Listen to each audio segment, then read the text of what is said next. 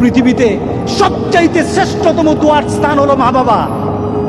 ওই মা বাবা যদি হাত পাতে আরশ পর্যন্ত পৌঁছে যায়, ওই মা বাবা যদি বদদুয়া করে, পৃথিবীর সব তীর সব টার্গেট মিস হতে পারে, কিন্তু মা বাবার বদদুয়া কখনো মিস হয় না, কখনো মিস হয় না। আর সন্তান মা বাবার জন্য যখন দোয়া করে, পৃথিবীর কোনো হুজুর, পৃথিবীর কোনো বুজুর্গ ব্যক্তির দোয়া কবুলের ব্যাপারে সন্দেহ থাকতে পারে, কিন্তু সন্তান যখন মা বাবার জন্য দোয়া করে, এই দোয়া আল্লাহ ফেলে দেয় না।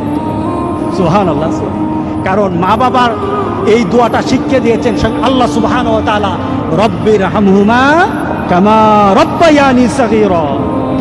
আপনি কবরে থাকবেন, আপনি প্রত্যেক নামাজে আপনার সন্তান দোয়া করবে আপনার জন্য, রব্বির হামহুমা কামা রব্বায়ানি সগীরা। করেন, মা বাবার জন্য দোয়া করেন প্রতি নামাজে বলেন মা বাবার জন্য, রব্বির হামহুমা কামা রব্বায়ানি সগীরা। আপনি দোয়া করেন, দেখবেন আপনার দোয়ার কারণে আপনার সন্তান আপনার জন্য দোয়া করছে।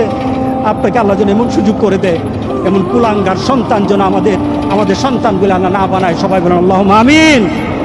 আপনার দালান, আপনার বাড়ি, আপনার সম্পদ, আপনার ব্যবসা, আপনার পৃথিবীর প্রতিপত্তি যত কিছু আছে, সব আপনি দুনিয়াতে ফেলেই চলে যেতে হবে, কিন্তু সন্তান কিন্তু আপনাকে ছেড়ে দিবে না।